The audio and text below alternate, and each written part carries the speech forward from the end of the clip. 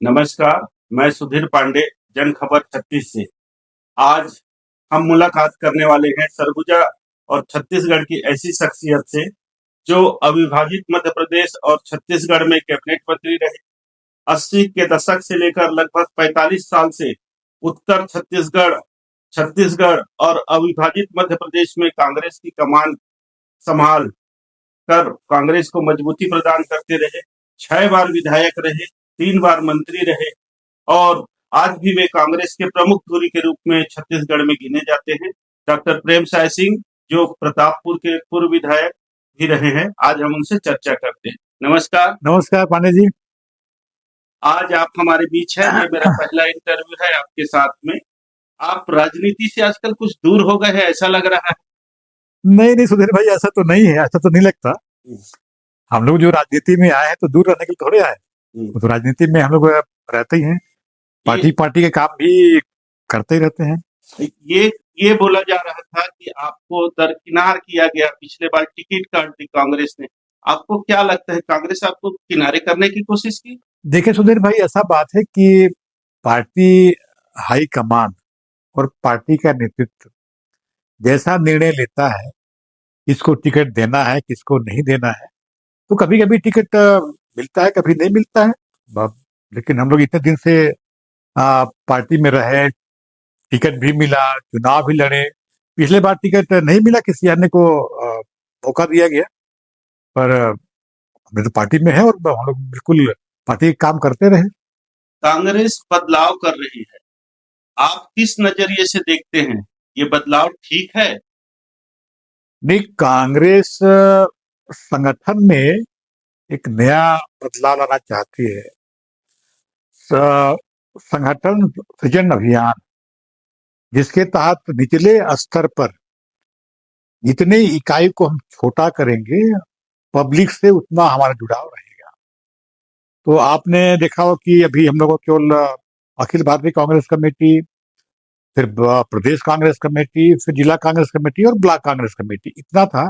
हम लोग ने एक नीचे पायदान भी उसमें रखा है कि मंडल कांग्रेस कमेटी रहेगा वो, ताकि, और उसके नीचे सेक्टर कमेटी रहेगी, ताकि जितना इकाई को छोटा करेंगे और हमारे कार्यकर्ता है उतना लोगों से उनका जुड़ाव रहेगा, लोगों की लगाव रहेगा और संगठन उसमें मजबूत होगा। तो ये मजबूत होगी तो हमारे जो शीर्ष नेतृत्व है आदरणीय राहुल गांधी जी और हमारे खड़गे जी, ये चाहते हैं कि हमारा कांग्रेस अधिक मजबूत रहे, ताकि आगे आने समय में जो भी परिस्थितियां आएगी उसमें हम संघर्ष कर सकें।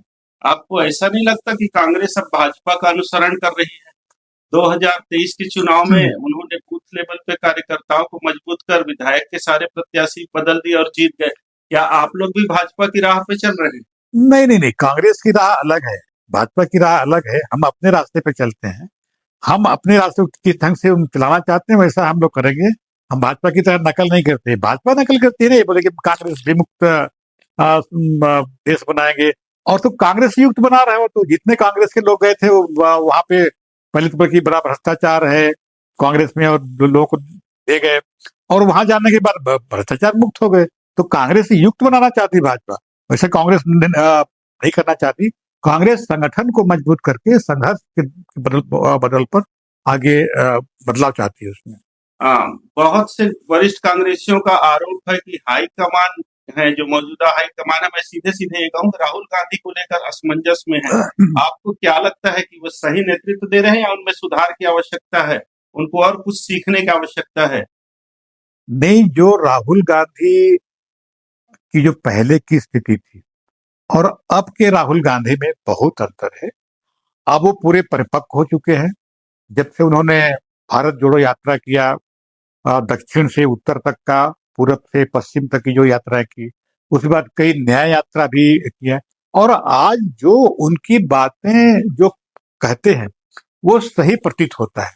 वो चाहे देश की विदेश नीति के बारे में जो उन्होंने कहा था, चाहे देश में आने वाले जो कोरोना काल था उसमें जो बातें कही थी, वो बिल्कुल सही और सही साबित हुई। और आज जो कह रहे हैं कि जो हम हमारे जो वोट है वो किस प्रकार की चोरी हो रही, अब वोट चोरी करके सत्ता में लोग आ रहे हैं, ये बातें जो कह रहे हैं उन्होंने उसका खुलासा भी किया है, और ये बातें लोग मान भी रहे हैं और लोगों की जुबान पर भी आ रही है। आप वोट चोरी की बात कर रहे हैं। छत्तीसगढ़ में लोग कहते हैं कि भूपेश बघेल और टीएस सिंहदेव के बीच झगड़े की वजह से आप लोगों ने इतनी सीटें हारी और दूसरे वरिष्ठ नेता भी नाराज थे। क्या आप भी नाराज थे पिछले शासनकाल नहीं में? नहीं नहीं, इसमें कोई किसी प्रकार की नाराजगी नहीं थी। लोगों को लग रहा था कि कांग्रेस की सरकार बनेगी यहाँ पर, और लोगों में जो रुझान था कांग्रेस के प्रति, क्योंकि कांग्रेस के लोग, जो सरकार ने जो काम किया था, चाहे किसानों के हित में हो, चाहे स्वास्थ्य के हित में हो, तमाम यहाँ की जो सांस्कृतिक परिवेश के हित में हो, यहाँ की खेल कूद को बढ़ावा देने के बीच में हो, यहाँ की जो शिक्षा व्यवस्था को भी इतना हम लोगों ने बेहतरीन जो किया था, इस सब से लोगों में लगाव था कि कांग्रेस की सरकार बनेगी। लेकिन नहीं बन पाई भी, उसके बहुत सारे कारण हो सकते हैं। लेकिन मैं एक छोटा सा उदाहरण दे देना चाहता हूँ कि जब बहुत सारे जो चुनाव सभी राज्यों में हुए, छत्तीसगढ़ में भी हुए, महाराष्ट्र में भी हुए, गुजरात में भी हुए, हरियाणा में भी हुए। हरियाणा में जब हमने विधानसभा के जब चुनाव हो रहे थे, तो वहां पर लोगों को बिल्कुल घुसने नहीं दिया जा रहा, भाजपा के लोगों को घुसने नहीं दिया जा रहा था। लेकिन जब वोटिंग पूरी कंप्लीट हो गई, तो वहां के उस समय के जो मुख्यमंत्री थे, उन लोगों ने पूछा, पत्रकारों ने पूछा कि भाई कि सरकार किसकी बनेगी? बोले हमारी सरकार बनेगी। कैसे बनेगी? तो आप लोग तो घुसने नहीं देते थे। हमने बोले कि उसने, मुख्यमंत्री जी ने कहा कि हमने पूरी व्यवस्था कर ली है जैसे छत्तीसगढ़ में की थी, और वहां पे उन्होंने जीता वही। और उन्हें उसमें वहां के जो सीएम साहब ने कहा कि हमने पूरी व्यवस्था की है जैसे छत्तीसगढ़ में किया। इसका मतलब ये कि हम छत्तीसगढ़ में भी उन्हें वोट चोरी करके यहाँ सरकार बनाई। अच्छा, ये मगर लोग वरिष्ठ कांग्रेस नेता जो हैं वो तो अब खुले मन से आरोप लगाते रहे कि गोबर घोटाला, कोयला घोटाला, पीएससी घोटाला और तरह-तरह की जो मनमानी रही, निरंकुश कुछ लोग जो सत्ता के प्रभावशाली लोग थे, वो लोग निरंकुश हो गए थे, इसलिए हम चुनाव हारे। आपको क्या लगता है? नहीं, मतलब कुछ तो गलतियां उसमें हुई होगी, ऐसा नहीं बोल रही, कोई कुछ गलतियां हुई होगी, कुछ गलतियां, तभी तो आप अपनी सत्ता से बाहर हुए। लेकिन काम हम लोगों ने छत्तीसगढ़ के दृष्टिकोण से और छत्तीसगढ़ के विकास के लिए और यहाँ की जो लोगों के लिए हमने बेहतर काम किया, उसमें हमको संतुष्टि है। क्या आपको लगता है कि जो ढाई-ढाई साल का फार्मूला था, उसको हाईकमान अगर मान जाती तो ये दुर्गति नहीं होती? अब ये तो 2.5 साल का जो फार्मूला था, ये तो कभी लोग बोलते कि प्रेस की उपज है, कभी बोले काल कल्पित है, क्योंकि इसका इसका कोई गवाही कोई कोई नहीं दे पाता कि कहाँ पे तय हुआ था, कैसे हुआ था। लेकिन अगर था तो इसकी सॉर्ट आउट उसको कर देना चाहिए था, लेकिन नहीं हुआ। आप अपने को आज किस जगह में देखते हैं? कहाँ जाना चाहेंगे? विधानसभा चुनाव लड़ना चाहेंगे या संगठन में जाना चाहेंगे?